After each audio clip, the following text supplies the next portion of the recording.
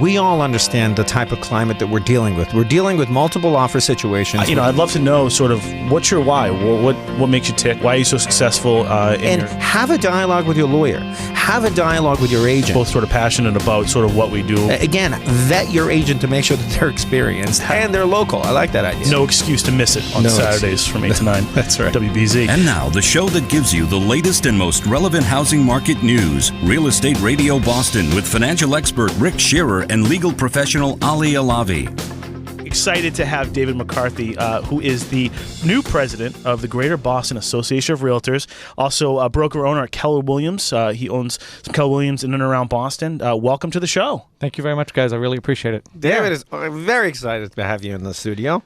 How's everything? Tell us a little bit about you, your background, your company. My background is I've been involved in real estate for about 20 years now. The long and the short of it is I started with the property management business, and quite frankly, I saw a lot of people doing a little bit better financially, and I moved into the sales end of the business. Right. Well, you actually used to work at TJX as well, right? Yeah. So I have a big retail background. Yeah, customer service. That's the customer service end of my experience. And that's what I love about it. I think you've sort of very effectively been able to marry the customer service side and really the service and the efficiency side of everything, and then you've put together the knowledge base as well. So I think that's really, really exciting. Thank you. So tell us about your company.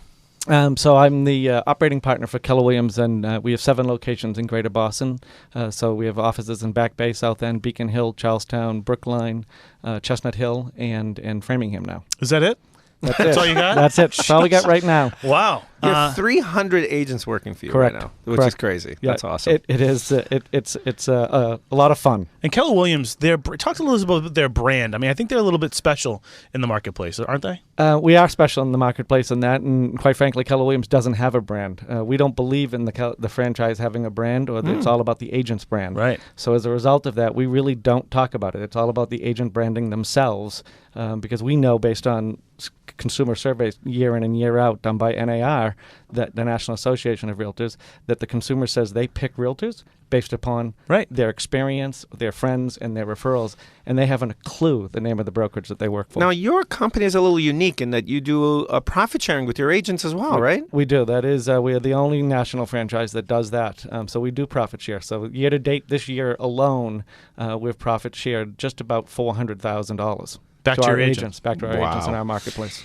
Now, obviously, having that type of radius of service with all the various locations you named, tell us, how was your experience overall with regards to the market in 2014?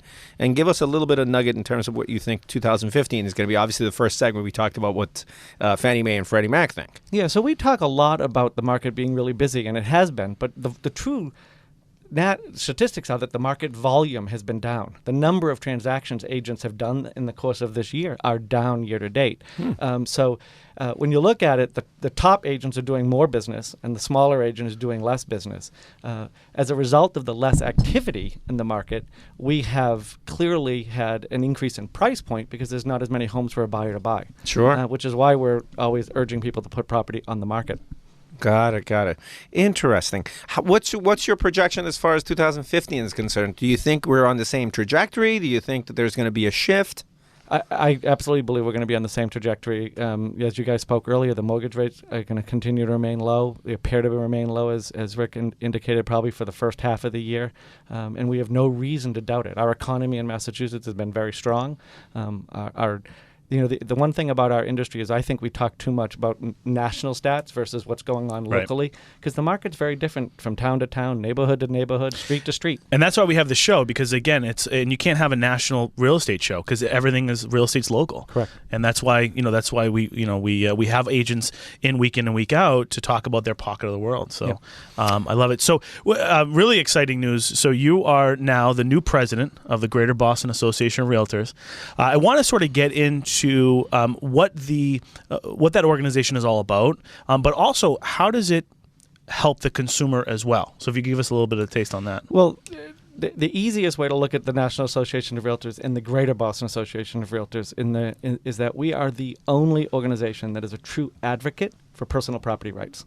Okay. And we are the only organization that fights for the consumer's rights to free transfer of property. When you say fight for their rights, what does that mean? Well, you take a look at Newton. The city of Newton in the last 6 months had a proposal go before their city council. It actually never made it to the city council to restrict tear downs for a 1-year period, a 12-month period. They wanted to put a moratorium on it. Wow. So if you were a homeowner in Newton, let's just use the example of you were elderly and you were deciding this was your year to downsize, you might have been restricted to who was the opportunity to buy that property, because somebody could have said, I really want to expand it, but I can't because it's going to be considered a tear down by the local building code. So I'm not going to pay you $800,000 for it. I'm only going to give you $600 because the upper value of it isn't going to exist. And so what did the organization do in that? So the Greater Boston Association of Realtors, when we got wind of it, pushed all of our realtors that are in the city of Newton to attend a hearing and speak on behalf of, and quite frankly, and to motivate their clients to attend the hearing as well. So we had a packed hearing room, and frankly, it never made it to the committee, to the council. You guys used a lot of stuff on the state level as well, correct? Correct. Absolutely. Property transfer taxes that individual towns. Martha's Vineyard is I think the only town in the state that has one. But we try to keep that at bay so the consumer isn't paying a tax to transfer their property to the next buyer. Now, you guys as an organization have done really, really well at branding the word realtor. And I think people use that interchangeably. Oh, I'm working with a realtor, or I called my realtor. But I think the thing there is not every real estate agent or real estate salesperson is a realtor. Can you just talk about that difference? Well, unfortunately, you're right. Every real estate agent is not a realtor. The Greater Boston Association of Realtors is 7,200 realtors strong, which is a significant climb, but quite frankly, it's not the entire pool of agents that are available in Greater Boston. Having said that, we work really hard in demonstrating our value to the consumer in our code of ethics that we stand for. Yep. Every agent has to go through code of ethics training every 4 years, and that's going to soon be less. The National Association of Realtors, through its local boards, will be instituting a code of excellence. So we're raising our own bar to improve our skills for the consumer. And I think anytime any organization does something to improve its ethics and morals, we're going to beat out our competition. That's huge. Well, that makes a lot of sense. I mean, besides obviously emphasizing, as a consumer I'm talking about, besides emphasizing that you're dealing with a realtor, what other advice do you have to offer a potential seller, a potential buyer in terms of selecting their own realtor? I think the absolute best way to go about doing that is to talk to your friends who have just bought or sold a home. It clearly is the place to go in my mind. You obviously should interview more than one agent, and I would absolutely recommend that. And from once you've got somebody that's been referred to you, I would then look to see who's seemingly has the signs or is doing market share in your marketplace. And if you don't have a friend or relative who have sold in the last couple of years, we always recommend giving us a call at 855-4-ASK-RICK, because we work and we are able, I think just last week we gave out 3 referrals from the show to top real estate agents in their marketplace. So again, if you need a referral and you can't go to that or want a third opinion or a second opinion, again, give us a call. Now, I do this to a lot of our guests. Dun, dun, dun. You saw 14. You told us your prediction about 15 in terms of we're going to be on the same trajectory. For that investor, for that first-time home buyer that wants to take the next sort of leap of faith, what are some of the cities that you think are going to be up and coming?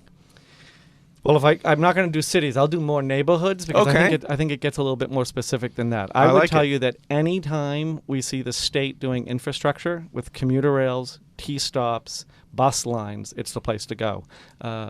So right now, frankly, Somerville continues to be very strong, although they haven't had as much of a price appreciation as we like to think. On paper, it's not showing up as closely as we like to think right now, but it's going to be a very hot market.